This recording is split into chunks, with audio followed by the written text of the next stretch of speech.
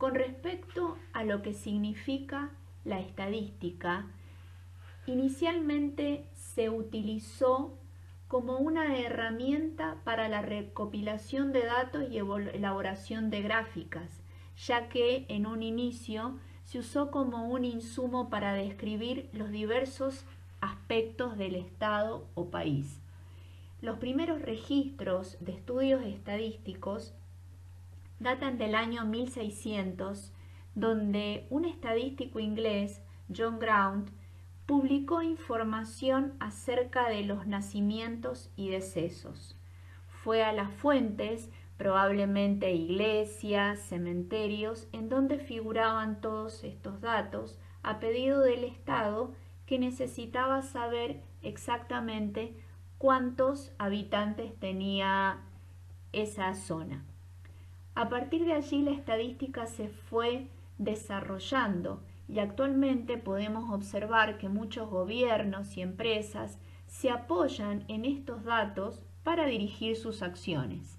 Es importante, por ejemplo, en el caso de nuestro gobierno, tener información regular mediante la cual ellos establecen las tasas de desempleo, tasas de inflación, índices del consumidor, tasas de nacimiento, de muerte. Todo esto es un insumo necesario para tomar posteriores decisiones en lo que es la salud. Considerando que en esta asignatura nos vamos a situar en el pensamiento crítico al momento de describir y de analizar los datos, es importante que antes de comenzar a trabajar con variables y su operacionalización, estemos atentos a la importancia de lo que es la interpretación de los datos y resultados. Aquí estas frases, que se observan como bastante simpáticas, se relacionan con la forma en que los estadísticos utilizan o manipulan la información para tener sus propios objetivos. Es importante que aprendamos a distinguir cuáles son las conclusiones estadísticas que puedan ser válidas, cuáles son aquellas que tienen errores y cuál es el sentido último con el cual se están presentando determinada información.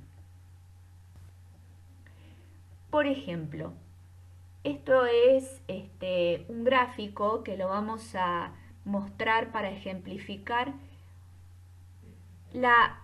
cómo se muestran determinados datos para cumplir con un objetivo político. Estos dos gráficos muestran la misma información, tienen los mismos datos, solo que en aquella ocasión el gobernador de California quería mostrar que tenían un ingreso per cápita muchísimo mayor que el estado vecino, Nevada. Entonces utilizaron para presentar esto el segundo gráfico, en donde a simple vista se observa una gran diferencia. Pero fíjense que en la intersección de los dos ejes, el eje vertical, que le vamos a llamar eje Y, y el eje horizontal, que es el eje X, en lugar de comenzar en 0, que es donde comienza la organización y el ordenamiento de los datos, comienza en 30.000, con lo cual cada segmento, que en este caso es de 1000, se ve sobredimensionado. Si miramos el gráfico de la izquierda, en donde el ordenamiento de los datos comienza en el punto 0, vamos a poder observar que realmente la diferencia entre ambos estados es mucho menor. Entonces, ¿qué es una variable? Una variable es cualquier cualidad de un organismo, un grupo de individuos o una situación que pueda ir cambiando en sus valores. En definitiva, cualquier aspecto puede considerarse una variable. ¿Y qué es el dato? Es el valor que adopta una variable. Cada observación nos va a entregar distintos datos, las mediciones, las respuestas de las encuestas. Entonces, por ejemplo, pensemos en un grupo de 4 personas, supongamos que queremos estudiar una determinada población. Como no la podemos estudiar, vamos a tomar una muestra. En esta muestra de 4 personas vamos a tomar datos de la variable edad, expresada en años. Entonces, la variable es edad y los datos es 22, 25, 41. En relación a las variables y a la medición de sus datos, tenemos que estar atentos a cuál es su escala de medición, porque según la escala de medición que cada uno de estos datos tenga, va a depender la manera en la cual la vamos a analizar. Hay 2 escalas de medición, la cuantitativa y la cualitativa.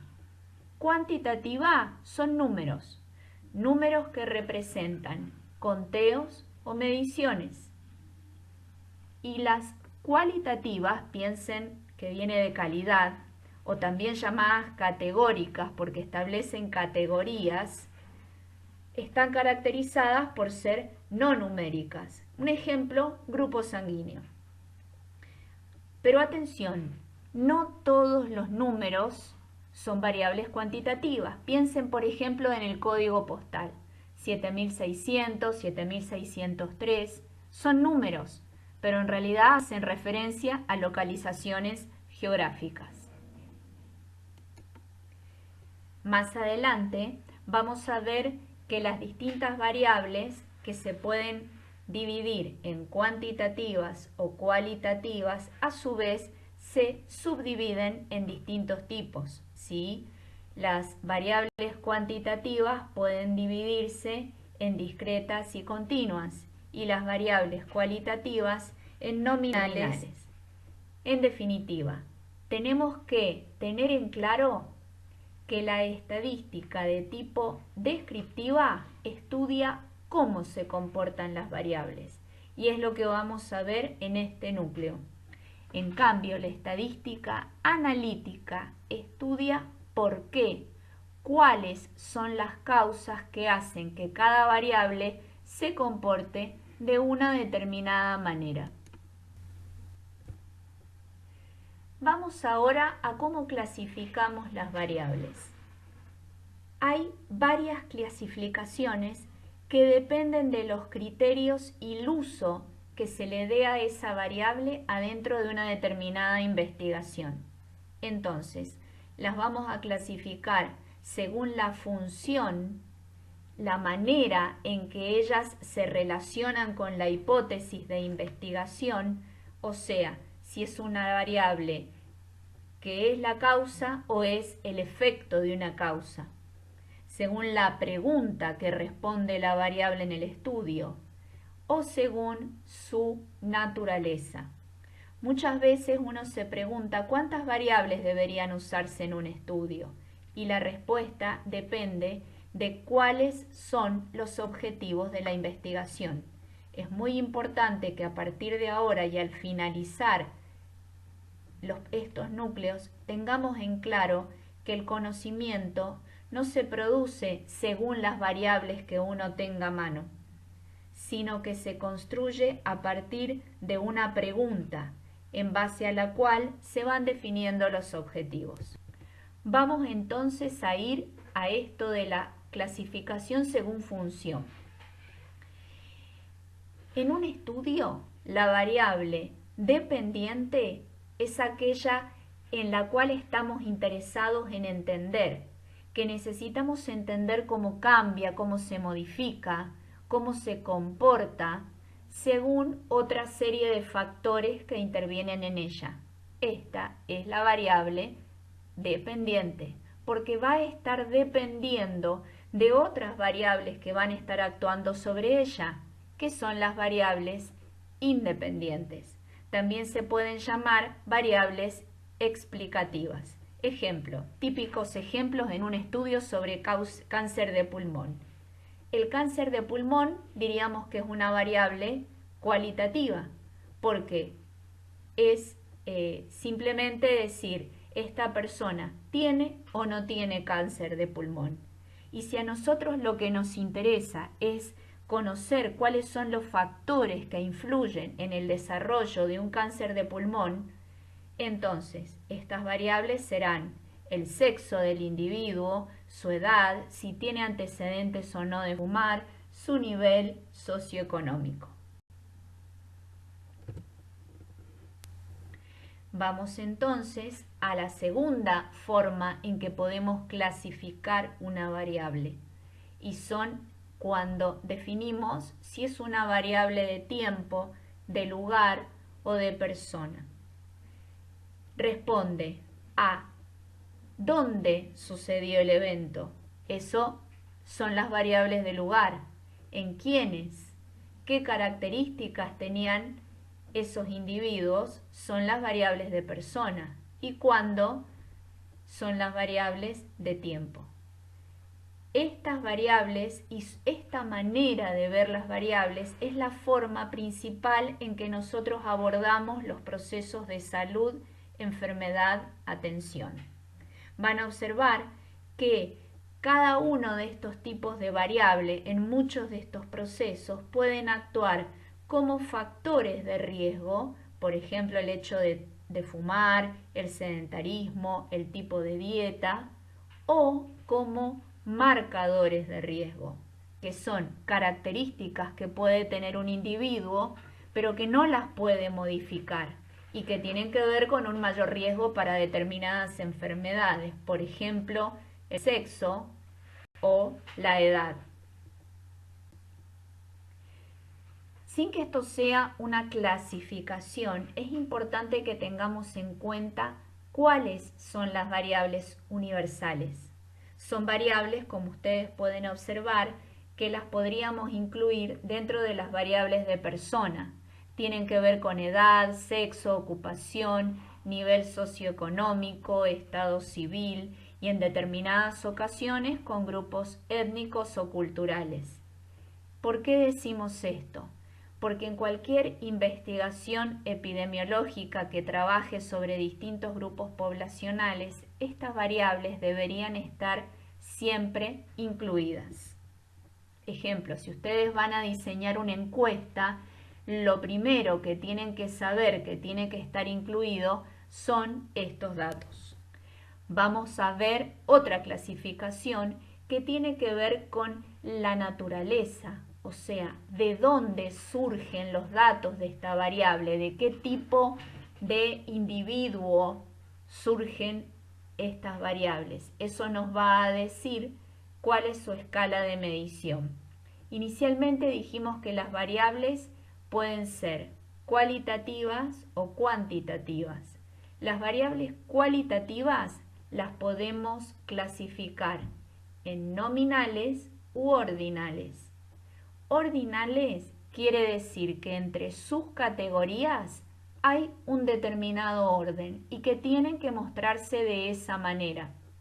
En cambio, las nominales no tienen ningún orden, no hay jerarquías entre ellas.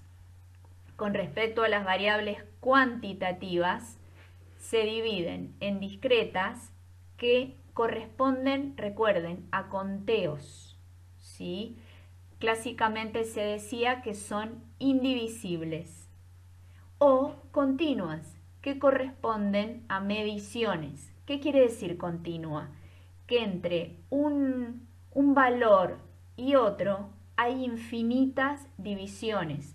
Por ejemplo, entre 1 kilo y 2 kilos podemos encontrar infinitas divisiones, ya sea en gramos, microgramos y cualquier otra división, todo depende de cómo querramos llegar. Más adelante vamos a ver que una variable discreta, como por ejemplo número de embarazos, uno dice yo tuve 1 o tuve 2 embarazos, pero al momento de estudiar, por ejemplo, un promedio, para calcular, por ejemplo, la fecundidad en una determinada población, se divide, se hace un cociente entre el número de embarazos y las mujeres y vamos a obtener una cifra que podríamos llamar continua, con decimales. Volvemos a lo anterior, si bien en su naturaleza el número de embarazos es una variable discreta, el objetivo con el cual yo construyo ese indicador tiene que ver en cómo la voy a operacionalizar. Entonces, ¿qué hemos visto hasta acá? Estamos hablando siempre de variables, pero según las características que ellas tengan, su naturaleza, qué tipo de instrumento o de estrategia se haya utilizado para medirlas, si provienen de una situación temporal, de un lugar geográfico, de individuos, qué función cumple dentro de la hipótesis, la misma variable la podemos clasificar de distintas maneras. Y vamos ahora a un concepto que va más allá, es decir, cosas que nos parecen obvias por ahora, pero que no lo son. Tiene que ver con lo que es la definición teórica de una variable y con la definición operativa. Por ejemplo, yo digo la variable, vamos a hablar del consumo de tabaco. Por ejemplo, a alguno le parece obvio, pero consumo de tabaco, ¿de qué estamos hablando? Consumo de cigarrillo, consumo de tabaco, por ejemplo, el que se fuma para pipa, algunos que lo mastican. Parece una obviedad, pero esto lo tenemos que definir. Podemos decir, quiero estudiar alimentación saludable. Ok, ¿qué es alimentación saludable? Porque no todos entienden de la misma manera la alimentación saludable. Eso es el tipo de definición teórica o conceptual. Yo tengo que decirla con toda claridad para que todos entendamos lo mismo. Y luego la definición operativa. ¿De qué manera la voy a medir? Esto tiene que ver con lo que se llama operacionalización de la variable. Y esto lo define el investigador y por supuesto obedece a los objetivos, ¿sí? ¿En qué escala la voy a medir? Decimos, bueno, año, edad. ¿Cómo la vas a medir? ¿En años? ¿En grupos quinquenales? ¿Cómo la vas a presentar? Un ejemplo que a mí me gusta, vamos a seguir con el consumo de tabaco. Conceptualmente la vamos a definir como, en realidad, consumo de cigarrillos, porque responde a nuestra hipótesis, que es la forma más usual de consumirlo, que se relaciona claramente con mayor desarrollo de cáncer de faringe. De laringe. Pensemos más en el cáncer de laringe. Ok, ¿cómo la voy a medir? La puedo medir como una variable cualitativa dicotómica. Dos categorías, fuma, sí, no. Me dice poco. No, mejor la voy a medir como número de cigarrillos. ¿Cuántos cigarrillos fuma? 1, 2, 3. Ok. ¿Y no les parece importante medir o tomar también la operacionalización desde cuándo fuma? ¿Hace cuántos años que fuma? Otra forma es dividirla en categorías. Como ven, algo que parecía tan obvio no lo es. Ahora, ojo la manera en que operacionalizamos una variable, porque en realidad no se operacionaliza como a uno le parece. Debe ser operacionalizada de una manera que sea comparable en cómo se registra en otras fuentes de información. Por ejemplo, yo quiero saber cuál es el nivel socioeconómico de una población. Y yo digo, bueno, tiene nivel socioeconómico bajo, medio, alto. No es así. Hay una manera definida en cómo se organiza este tipo de situaciones muy complejas y si nosotros lo tomamos como nos parece, luego no vamos a poder comparar nuestra población con la situación que tiene a nivel provincial o nacional. Esto entonces tiene que quedar muy claro. Como una cualitativa nominal, fuma, sí, no, o como una cualitativa ordinal, la divido en intervalos, fuma, no fuma, entonces el primer intervalo sería La primera categoría sería no fuma. La segunda categoría sería de 1 a 15, la otra de 16 a 20 y la otra más de 20. Entonces, esta variable la estoy operacionalizando como una variable ordinal. Ahora, lo que dijimos antes, ya definimos conceptualmente a qué le llamamos consumo de cigarrillos. Ahora, la escala que utilicemos tiene que ver con la definición operacional que nosotros vamos a decidir, por supuesto en función de los objetivos y de lo que nosotros querramos demostrar o trabajar en nuestra investigación. Entonces, veamos cómo reunimos y sintetizamos todo lo que estamos hablando con respecto a la variable edad. Podemos pensar que nosotros vamos a arrancar un estudio en donde vamos a trabajar la variable edad, pero también es importante que cuando ustedes lean un trabajo, esto, que aparentemente parece algo obvio, lo tengan en cuenta. Entonces, ¿cómo se llama la variable? Es la variable edad. ¿Qué tipo de variable es? Casi con seguridad es independiente. Independiente porque siempre la edad está jugando algún rol dentro de otro evento que depende de ella, ya sea peso, tensión arterial, nivel de colesterol, percepción de salud, cualquiera de ellas. ¿Cuál es su naturaleza? Es cuantitativa, claramente. Ahora, ¿cómo la vamos a medir? Y eso lo defino yo, lo define el investigador. ¿Cómo la voy a medir? Pues bien, voy a separarla y organizarla en intervalos. En clasificaciones más complejas, en otros textos de estadística y epidemiología un poco más complejos, van a observar que también se denomina una escala de razón. ¿Qué quiere decir razón? Que los intervalos son iguales.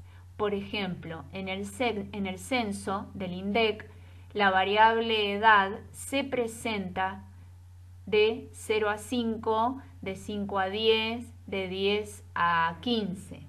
¿De acuerdo? Ojo, esto después lo van a ver atentamente en el aula virtual. Lo adecuado no es decir de 0 a 5, de 5 a 10. En realidad lo adecuado es decir de 0 a 4 y de 5 a 9. Porque entonces un chiquito de 10 años, ¿en qué intervalo entra? ¿En el intervalo previo o en el posterior? ¿En el intervalo de 5 a 10 o en el de 10 a 15? ¿Me explico? Eso lo vamos a ver mejor en el aula virtual. Volvemos. ¿Qué escala? ¿De qué manera la voy a medir? Lo define, lo operacionaliza el investigador. ¿Qué unidad de medida voy a utilizar? La voy a medir en meses, si estoy con un grupo de lactantes y de niños. La voy a medir en años o sencillamente la voy a medir en grupos etarios. ¿Mediante qué instrumento la voy a medir? Mediante una encuesta. ¿Y cómo la defino conceptualmente? Algo que parece tan obvio. No es la misma concepción o concepto cuando hablamos de edad, que sería el tiempo desde su nacimiento, o por ejemplo, hay otros tipos de registros de datos, como son los registros de cáncer, en lo que a ellos les importa la edad al momento del diagnóstico, porque supongan que este caso yo lo tomo conocimiento hoy, año 2020, y en realidad esta mujer, su cáncer se diagnosticó cuando ella tenía 38 años, hoy tiene 40. No sé si queda claro. Entonces, piensen, como para ir viendo si esto se comprende, cómo podrían acomodar otra variable en esta lógica. Por ejemplo, piensen en una variable que se relacione con polarización de las personas, con alfabetización o cómo ellos perciben su salud. Supongan que eso es lo que quieren medir, pues bien, piensen ustedes cómo cada una de estas variables la podrían concebir según esta lógica. Terminado ese tema. Ahora de lo que vamos a hablar es de qué manera describimos estas variables, ¿sí? Y se hacen mediante medidas de frecuencia. Y ahora cada vez nos metemos en terrenos que más tienen que ver en cómo vamos a describir, a conocer, a entender el estado de salud de una población y cuáles son sus necesidades. Todas las medidas de frecuencia que nosotros conocemos son las que nos proveen información para decidir y planificar, por ejemplo, los distintos servicios de salud, en función de las necesidades, de las demandas que nosotros observemos en la población, en función de cómo vamos a describir a esta población según estas variables que hemos tomado. Esto sirve, por ejemplo, para definir programas de prevención de enfermedades y de promoción de la salud. No vamos a salir al terreno con estrategias de promoción de la salud cuando tenemos poblaciones con una característica, por ejemplo, con un determinado nivel socioeconómico o que viven en un determinado lugar o que sus estrategias de supervivencia son tales o cuales. La estrategia de promoción de la salud va a ser muy diferente entre una y otra. O a la hora de planificar una campaña de vacunación, es fundamental saber cómo está compuesta la población a la que va dirigida, la edad de esos niños, la vulnerabilidad de los ancianos. Entonces aquí es donde entra la importancia de lo que son de frecuencia. ¿Cuáles son las principales medidas de frecuencia? Ahora que voy a hablar de medidas de frecuencia, ¿ustedes qué piensan? ¿Estoy hablando de variables cualitativas o de variables cuantitativas? ¿Estoy hablando de una variable, como podríamos considerar sexo o género, o estoy hablando de una variable cuantitativa como edad? En esta parte, en este encuentro, vamos a ver cómo describimos variables cualitativas, ¿sí? Tenemos tres maneras, o como razones, o como proporciones, o como tasas. Dejamos las tasas de lado, las vamos a ver más adelante. Vamos a pensarlas en función de razones o de proporciones. Una razón es el cociente entre dos magnitudes de distintas naturaleza. A no tiene nada que ver con B. Hago un cociente entre A y B y esto me va a permitir ver la relación que hay entre ellas. Vamos a ver que un típico ejemplo es con el sexo. A los fines pedagógicos ustedes van a ver que hablamos de sexo y no de género. ¿Sí? Esto tiene que ver con un tema pedagógico para simplificar la comprensión del concepto. ¿Qué es la proporción? Es la relación de una parte con el todo del cual ella forma parte. Dicho de otro modo, es un cociente en donde el denominador contiene al numerador. Hace una relación entre la observación tal en relación a lo que ella representa dentro del total de observaciones. Y así esa es la forma en que la podemos sintetizar, A sobre A más B. Y recuerden, una proporción, lo más común es expresarla como un porcentaje, tanto por ciento. Se pueden expresar de distintas maneras, eso se llama factor de amplificación.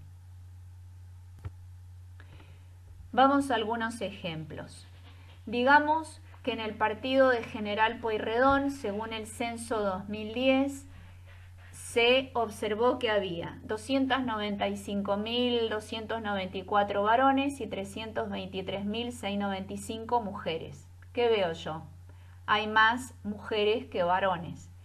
Entonces, a veces es importante conocer lo que se llama razón mujer. Dentro de la variable sexo, la categoría varón y la categoría mujer son dos categorías distintas. Ninguna está contenida dentro de la otra. Vuelvo a decir, estamos hablando de sexo como una variable dicotómica, con solamente dos categorías. Entonces, la razón varón-mujer, y esto se utiliza muchísimo en demografía, es de 0,91. Van a ver que más adelante con algunos ejercicios se van a embarullar un poco.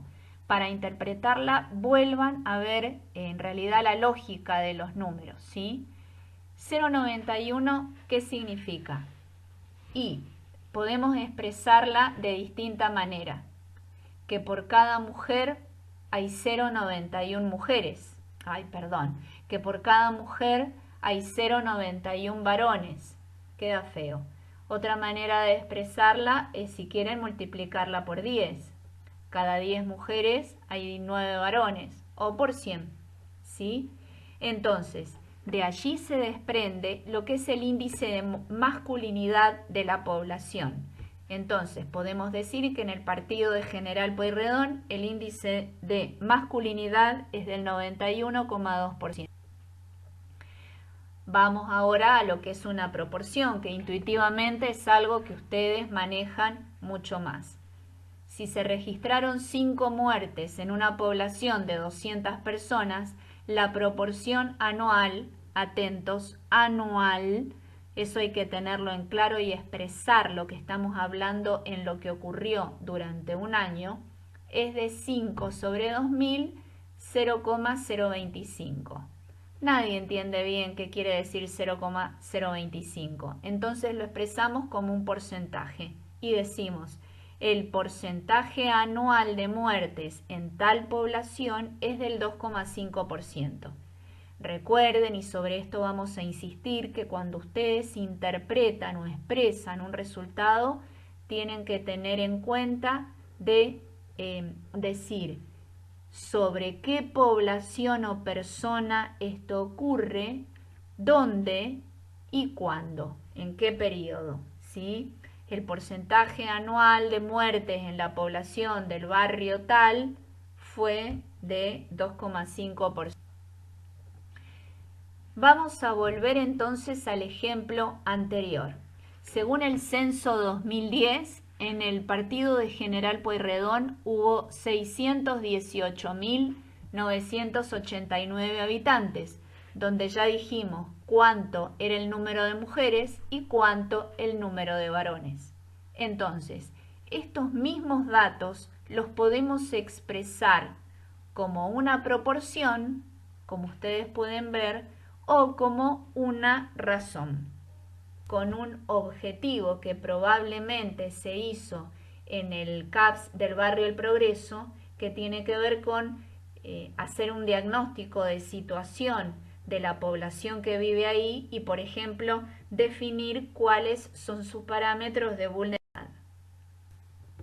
Entonces, supongamos que en el protocolo de investigación queríamos medir la variable pobreza, ¿sí?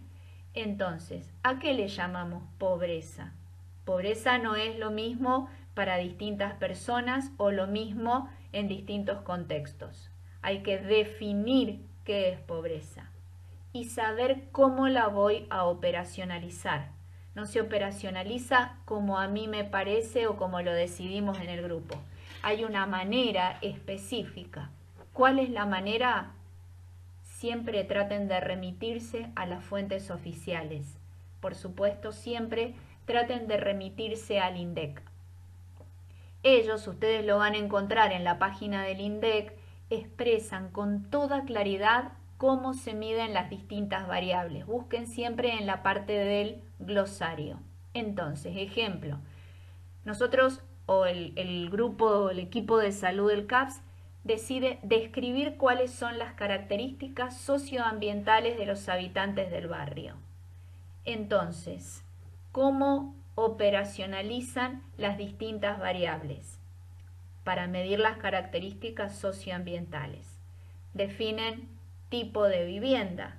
Este tipo de vivienda, así como está operacionalizada, está determinado, por ejemplo, por cómo la toma el INDEC. Número de habitaciones, ¿sí? Número de habitantes por vivienda. Si hay o no hay basurales a cielo abierto, hay o no hay corriente, hay o no hay cloacas. ¿Cuál es el nivel de educación del jefe de familia? ¿Cuál es su condición laboral? Piensen qué tipo de variables son todas estas y aquí en este ejemplo piensen cuál es la variable dependiente y cuáles actúan o funcionan como independientes. Todo esto lo vamos a ampliar en lo que es el aula virtual. Bueno, damos por terminado este encuentro, esperamos que les haya sido útil y quedamos en contacto. Cualquier duda nos escriben por el foro. Muchísimas gracias y mucha suerte.